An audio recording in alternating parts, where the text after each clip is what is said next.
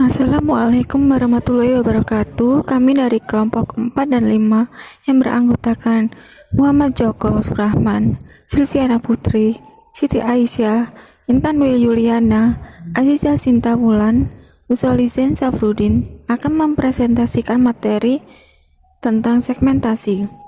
Segmentasi adalah sebuah strategi yang dilakukan oleh perusahaan untuk membagi kelompok konsumen ke beberapa kategori seperti kebutuhan, karakteristik, maupun perilaku yang berbeda di dalam suatu pasar tertentu. Segmentasi juga didefinisikan menjadi proses identifikasi serta analisis pembeli terhadap produk dan keterkaitan antara ketidakseimbangan konsumen yang ada di pasar. Segmentasi sangat dibutuhkan dalam berjalannya suatu perusahaan karena menentukan segmentasi membuat perusahaan tersebut dapat memasarkan produk secara sempurna dan tepat sasaran. Kemudian ada tujuan segmentasi.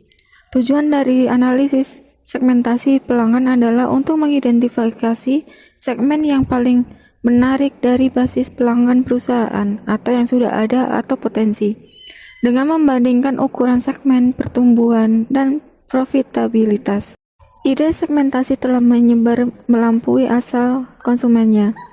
Sumber daya manusia departemen sekarang bicara tentang segmentasi milik mereka, pelanggan, yaitu kelompok karyawan yang berbeda di dalam mereka sendiri organisasi. Di bank misalnya, 3 segmen tersebut mungkin retail teller bank, penasihat bank investasi, dan pedagang pasar uang. Setelah segmen pasar yang berbeda telah diidentifikasi, pemasok pasar itu dapat lebih menargetkan iklan dan upaya promosi mereka akurat dan lebih menguntungkan. Segmen yang berbeda dapat dicapai melalui saluran yang paling tepat. Orang tua dari bayi baru lahir melalui antena talk klinik misalnya, dan pelancong asing melalui situs web maskapai penerbangan.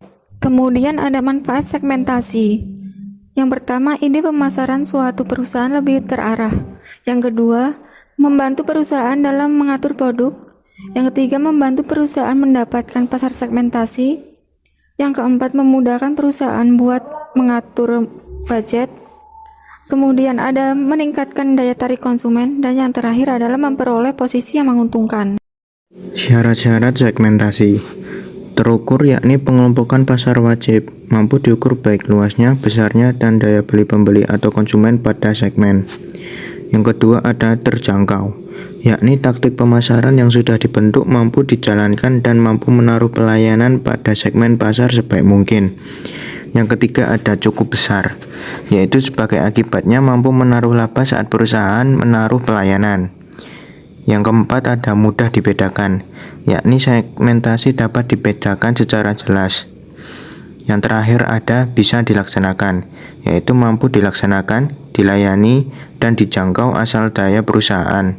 Terdapat beberapa dasar pada pelaksanaannya seperti demografis, di mana berdasarkan pengelompokan pasar mencakup usia, jenis kelamin, pendidikan, pekerjaan, penghasilan, ras, agama, dan sebagainya.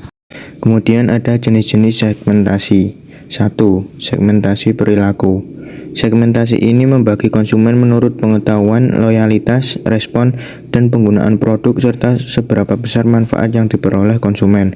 Contohnya menjadi kuas make up yang dilakukan kenaikan pangkat online pada lokasi yang menjual make up. Yang kedua ada segmentasi psikografis. Segmentasi ini membagi konsumen menurut hal yang disukai, aktivitas yang dilakukan, dan pendapat konsumen. Dengan istilah lain, segmentasi ini serius dalam dimensi psikologis, misalnya hobi dan ketertarikan. Yang ketiga ada segmentasi demografis. Strategi ini membagi konsumen menurut ciri generik konsumen seperti usia, gender, pekerjaan, pendidikan, pendapatan, dan lainnya.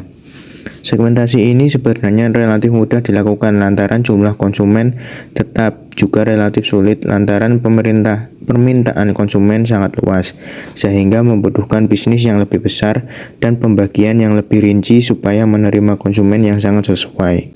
Yang keempat ada segmentasi geografis. Strategi ini membagi konsumen menurut unit geografis yang berbeda, misalnya negara, provinsi, kabupaten atau kota, dan sebagainya.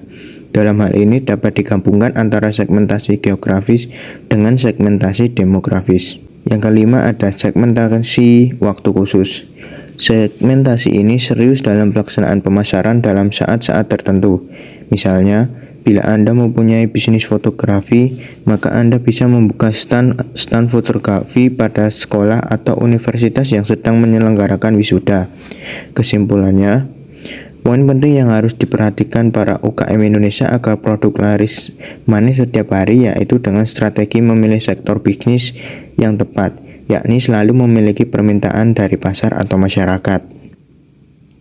Sekian dari kelompok 4 dan 5. Bila ada salah kata mohon dimaafkan. Wassalamualaikum warahmatullahi wabarakatuh.